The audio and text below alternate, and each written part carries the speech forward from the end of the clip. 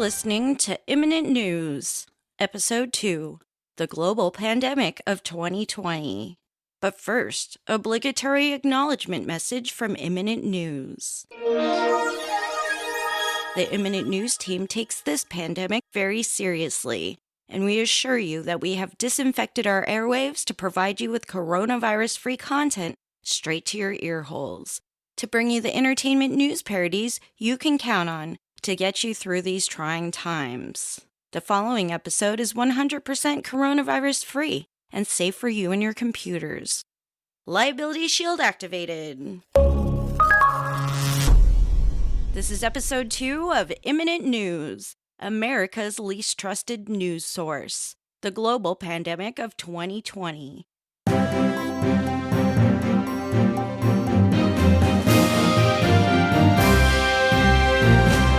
And now, here is the anchor.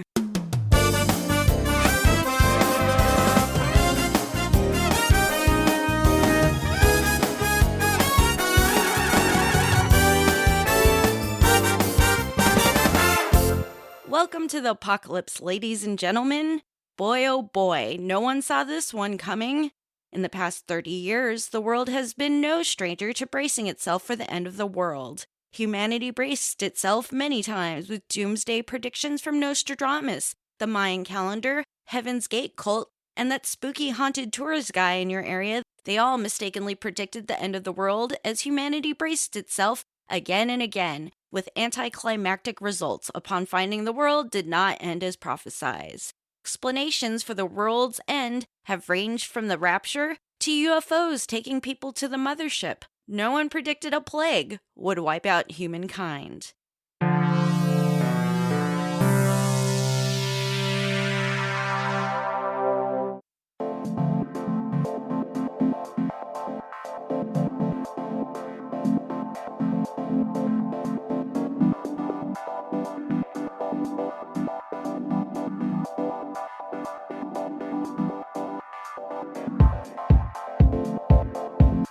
Memes speculate the Mayan calendar is perhaps dyslexic, resulting in a faulty prediction of 2012 for the end of the world, when the Mayan calendar actually meant 2021. So save the date for the new and improved end of the world prophecy.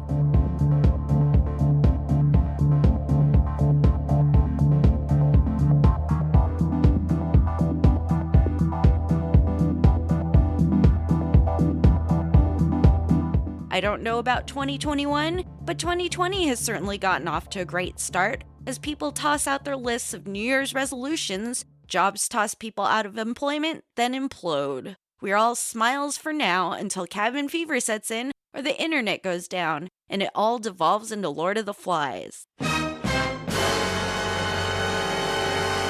Improvised spear sharpening skills are highly recommended by the Humanity Development Coalition. Unless you want to squeal like a pig, 'cause you're gonna be piggy, says Frank Norris, owner of Urban Stealth Smarts and DIY Traps, a video masterclass series available online.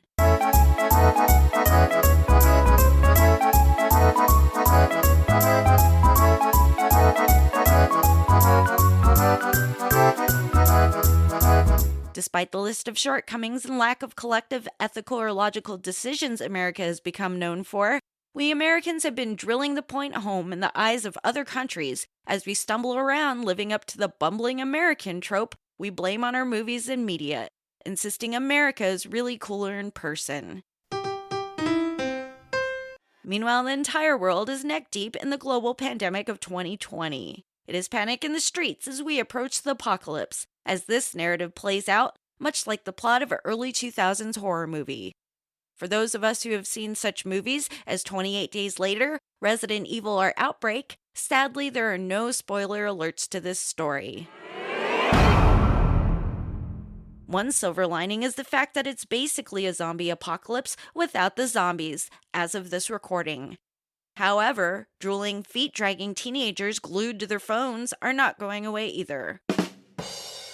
While we don't have to make the hard decisions one would have to contend with in a legit zombie apocalypse, we do have chaos in the streets as people run wild, willing to do anything to hoard the last remaining toilet paper and other weirdly illogical items people are freaking out over.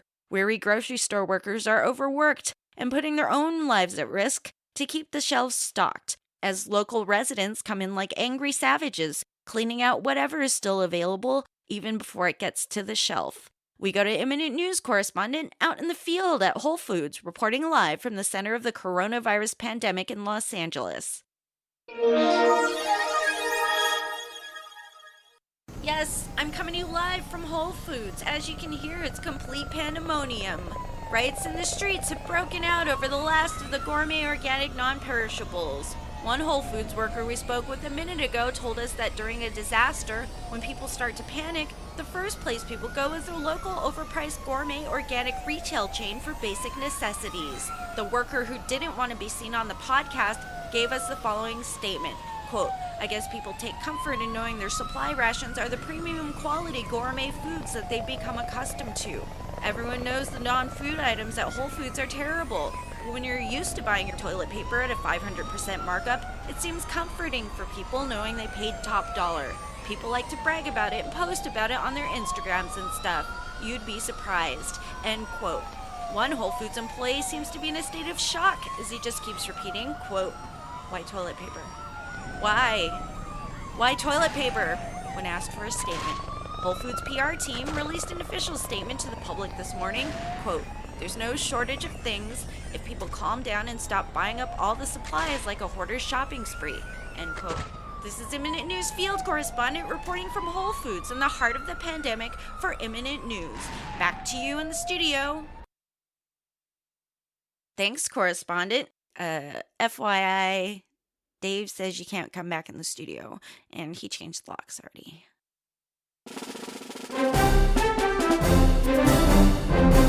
A nationwide self-quarantine has been imposed, with schools, restaurants, and most businesses shut down. Grocery stores and delivery services are in operation, even though delivery drivers, their cars, and the items they're delivering are probably teeming with coronavirus. Public service departments such as police or city officials encourage no-contact contact, with a small window of time available for in-person interactions through a small window during limited hours of operation. The nationwide quarantine has been going along fairly smoothly, with communities banding together at a minimum distance of 2 arms lengths away from one another.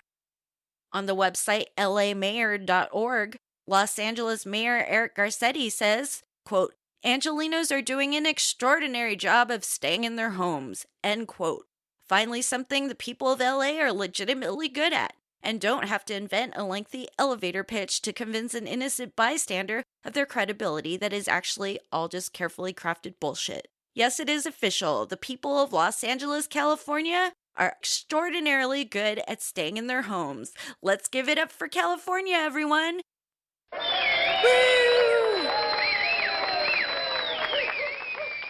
Reports indicate that for the first time in history, men are actually washing their hands thoroughly, observed via reports from public restrooms worldwide.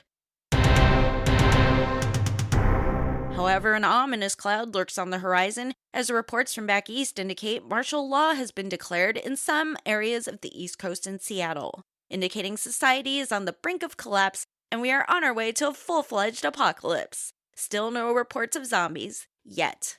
Despite successful self-quarantine efforts nationwide, martial law has been deployed just to make sure everyone's doing it right. 100,000 National Reserves are now in active duty, and a full occupation in some areas is in effect. If this is your city, you are probably listening to this with a martial law person right now. Holla! Military occupation has not reached the West Coast at this time, and who even knows what is really true or not in this time of extreme and grossly disproportional panic amid the future economic shitstorm that lies in wait for us just on the horizon. Yay! However, fortune may be smiling on us in all of this, or maybe it's not. Find out if things are going to get better, or if they're going to get worse, after these messages. Imminent News is brought to you by the new Virus Blocker 3000. Want to go outside? Afraid of deadly viruses lurking on every human and surface? Never fear, Virus Blocker 3000 is here.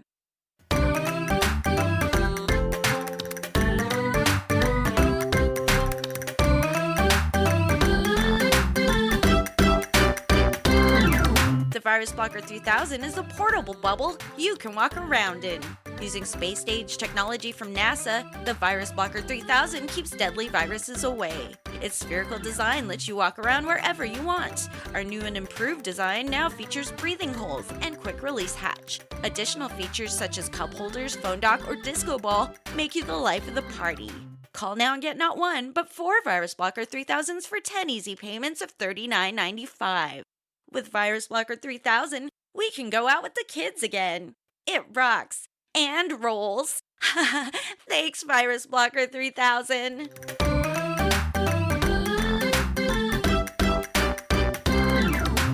From the makers of Coffee Table Bed. And we're back. So there's some good news and there's some bad news. The good news is a shipment of 35 million pallets of face masks and toilet paper have been successfully manufactured in record time. Luckily, there should be enough masks and toilet paper for everyone, thanks to factories burning the candle at both ends to meet the demands, and donations collected from the public to fund this operation. No thanks to the government as of yet. Officials expect the masks to arrive in about 2 days, with free shipping because Amazon Prime. However, the masks that were going to save humanity are made and shipped from, you guessed it, China. So it's a silver lining, overshadowed by a cloud of doom. Hey, at least lead is the least of our problems now. Many Americans say that lead feels like a walk in the park, and a majority would welcome lead as our top problem at this juncture.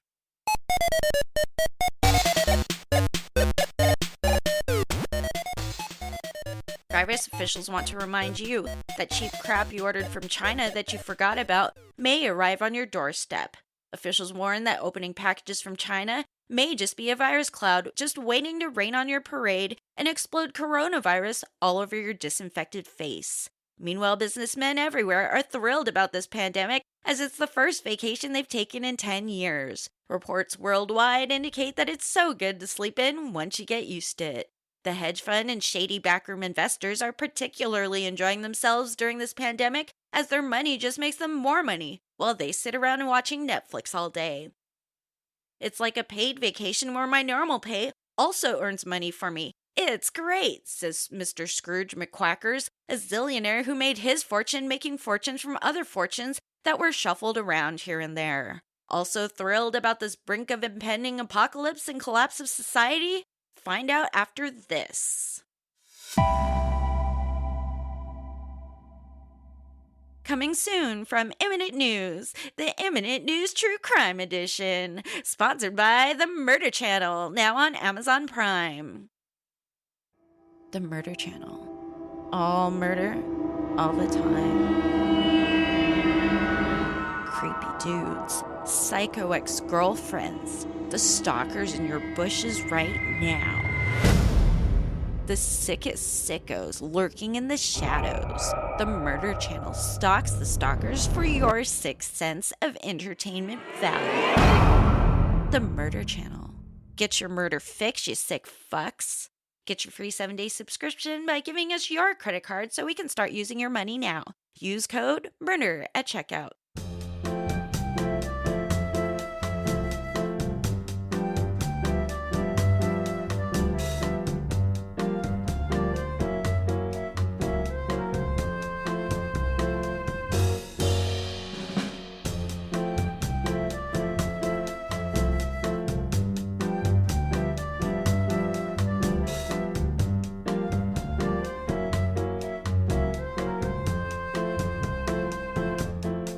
And we're back.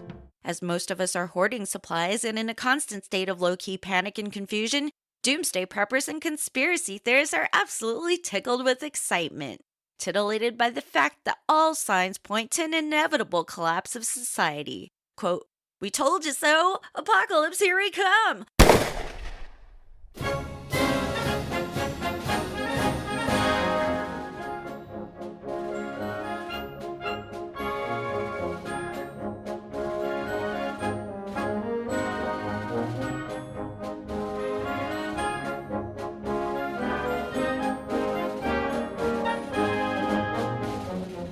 As doomsday preppers spend their days in the sun, There's one group that's not really into it. In a door-to-door poll, Imminent News reporters find that flat earthers generally had no opinion on this global pandemic and just wanted to get back to flat earthing. As one flat earther told Imminent News, "I don't believe in globes. I really don't have time for all this nonsense. I have a lot of flat earth stuff to do."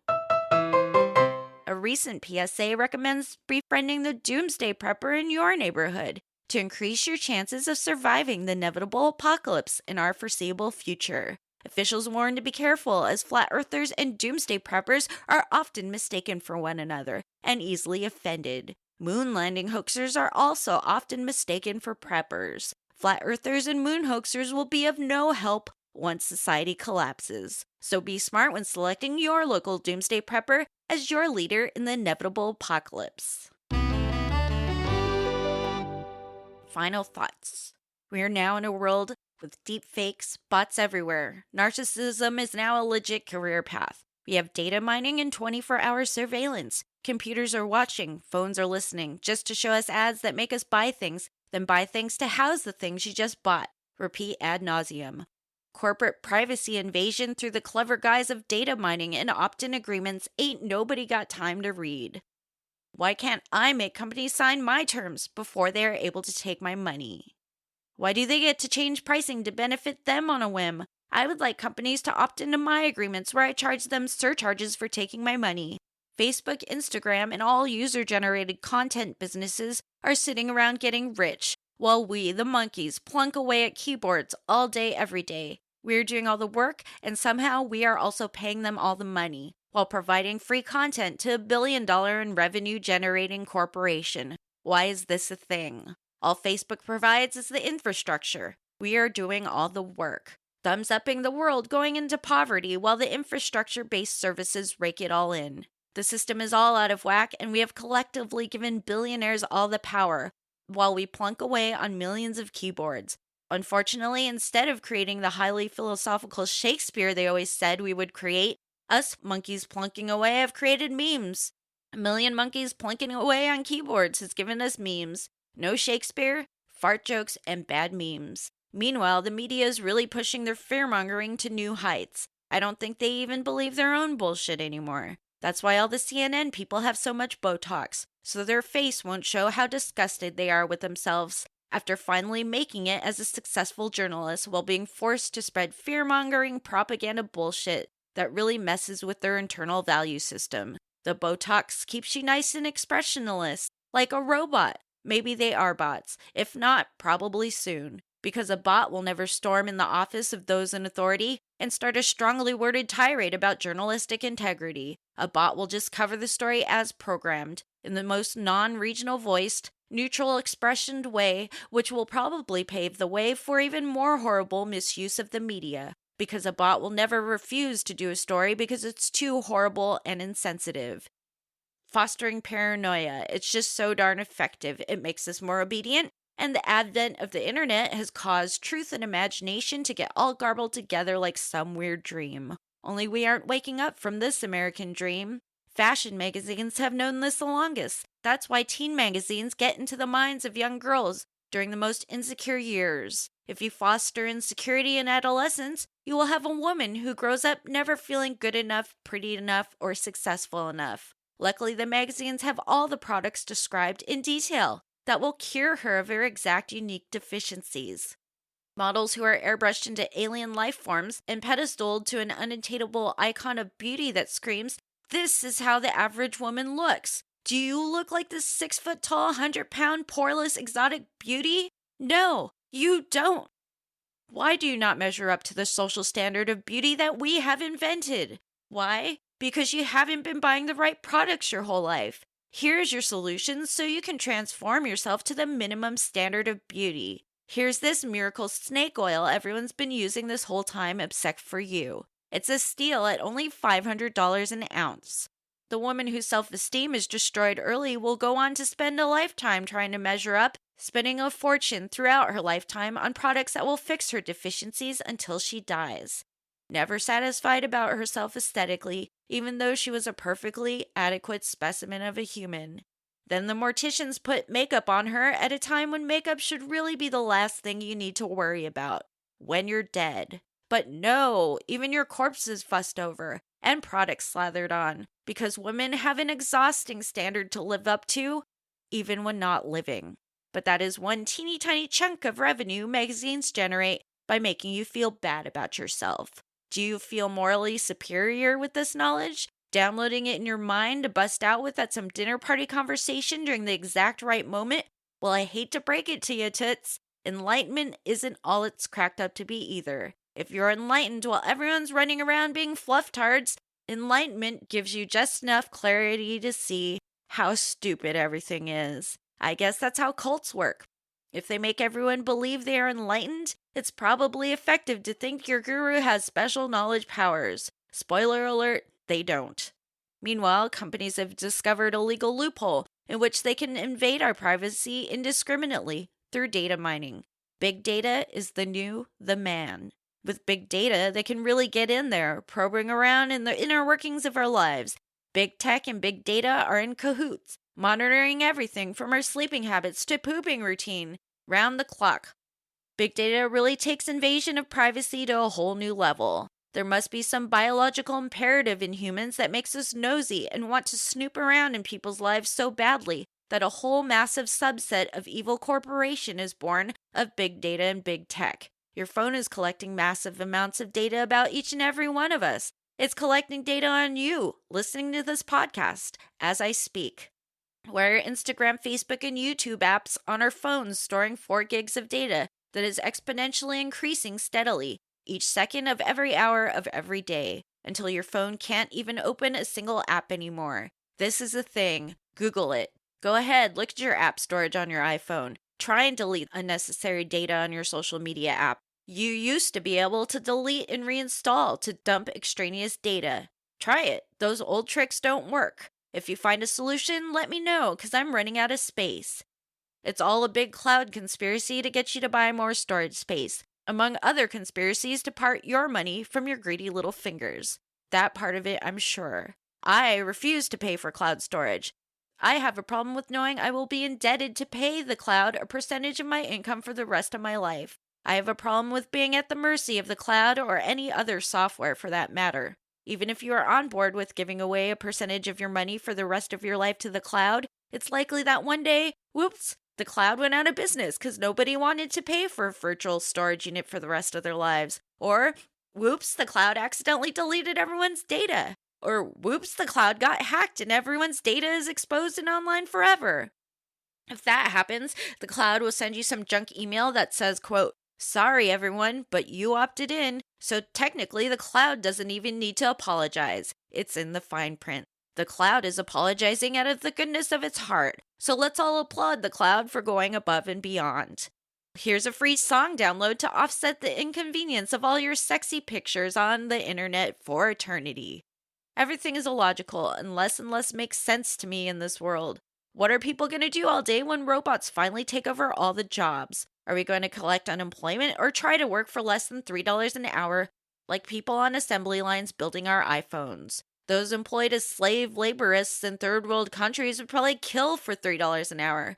They probably have to feed their whole family on $3 a day, maybe even a week or a month. That's why iPhones and other tech is so cheap these days. $1,000 isn't cheap, one might say, so let me put it into perspective for you. It was reported last year that if iPhones were made in the United States, each one would cost $16,000 retail. $16,000. With the minimum wage increase, probably double that. Suddenly, slave labor doesn't seem so bad, and $1,000 for a dang phone seems reasonable. Really shifts the perspective when you put a price tag on it, doesn't it? The mighty dollar is indeed mighty. What do we humans possibly have to offer that cannot be replicated and improved upon by robots once engineers finally perfect AI and robotics? Guess we will have to wait and see. If robots ruled the world and did jobs, businesses would not have to be halted by a pesky global virus outbreak. I try not to think about that. It gives me too many conflicting feels. Today's world is weird, ladies and gentlemen. Somehow it's not the sleek, orderly future with flying cars and hoverboards that we had once envisioned. We, as the human race, have definitely gotten less cool and more weird in the future that is now. I don't think any of us envisioned 2020 being the strange world it is. I used to mistakenly equate the future with cooler stuff that is more well made. Unfortunately, the future brought us fast fashion and disposable crap with glitzy marketing strategies that we all fall for. YouTube and Instagram are going extremely overboard with their censorship and rule violations. Suddenly, everyone wants to treat digital media as legit copyrighted works, and anything that doesn't fall under traditional copyright laws is being deleted, blocked, and banned from sites like YouTube and Instagram. Monetization really is ruining the internet for everyone. The internet is historically known as a place for repurposed digital collages of stuff found on the internet, cat videos, people showing off talents, and epic fails. This is what the internet is for. Now all of a sudden, everyone wants to make money off the internet. And here come all the legal issues that sprout up. Now the internet is trying to be forced into the role of intellectual property. This is bullshit. The internet was never an intellectual. That's what the library is for. The internet is like the weird, artsy kid that is funny but sometimes says something really offensive and falls down and gets laughed at a lot. That's all the internet ever was, and that's all it ever should be. Keep the copyright laws to the library and keep the internet the wild, wild west it always was. Unfortunately, ever since a cat went viral on YouTube and made a ton of money from 1 billion views, all of that is in the past. The internet is now just a computer algorithm that humans must cater to and feed the right algorithms or be shunned by the internet and your uploads will never see the light of day. So now thanks to the mighty algorithm, YouTube is now crap, just horrible crap, whose content is now created based on what a computer formula says people will like. That's why you have these preteen kids spewing their idealistic adolescent crap all over the internet, getting 1 billion views, and getting a paid living wage for putting makeup on. Let's congratulate kids for doing their makeup well, or for showing us their shopping haul. Why is this the thing? Well, for one, because kids are dumb. However, kids know how to game the system. They play to the algorithm, that's why they get seen, and they get paid. The average adult does not know how to game the system, and our feeble attempts at videos never see the light of day. YouTube was initially beloved for people uploading video of people doing human things. Now it's just people pandering to a computer formula, and a multitude of rules, regulations, and commercials. YouTube is really shooting itself in the foot. It is going down in flames as we speak. Good job. Good job, YouTube. You've successfully alienated yourself from the reason you became a household name. Shame on YouTube. Because Reddit is our Bible now, and Amazon wants you not only to spend your money there, but now you're just watching all the Prime Video to get a return on your Amazon Prime subscription.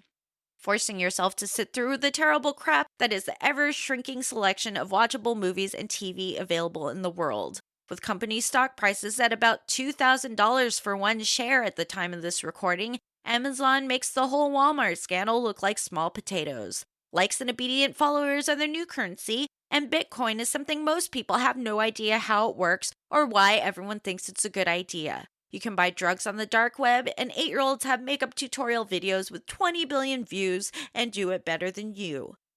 Now with this pandemic, we take a society that has become completely socially awkward and riddled with anxiety, and now normal human contact is off the menu because coronavirus.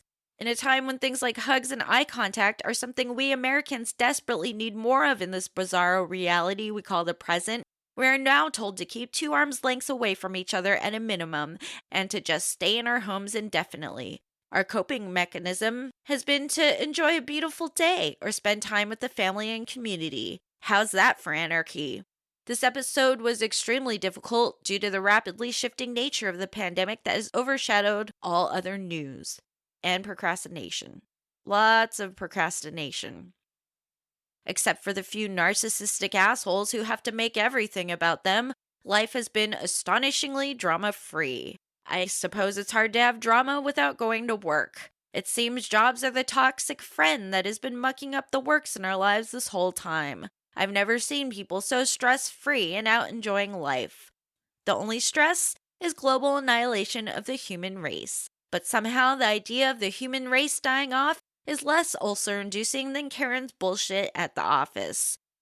Pandemics really make you take a hard look at things, don't they? I guess if we can actually learn something from this experience, humanity will be okay. It seems self-quarantine and looking out for one another is all we can do for now, at a safe distance.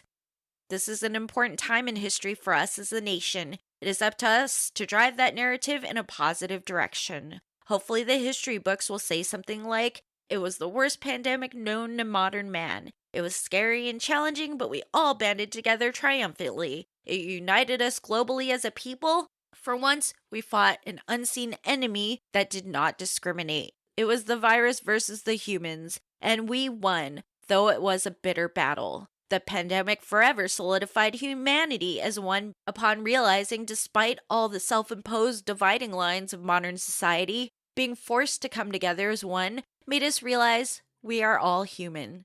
The end.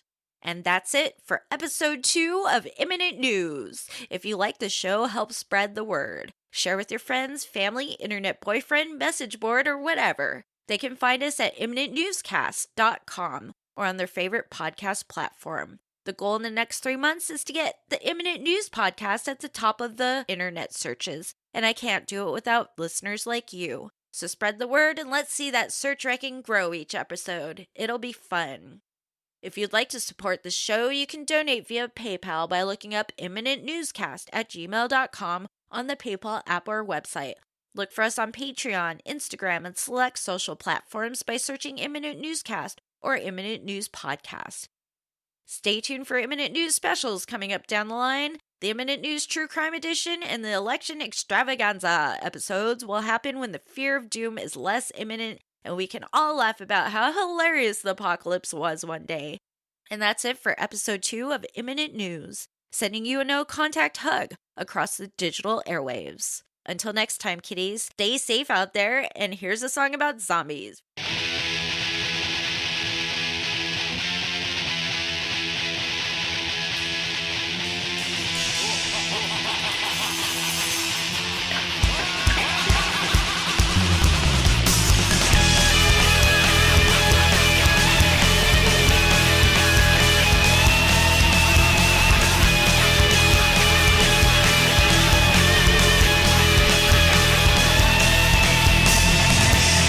No more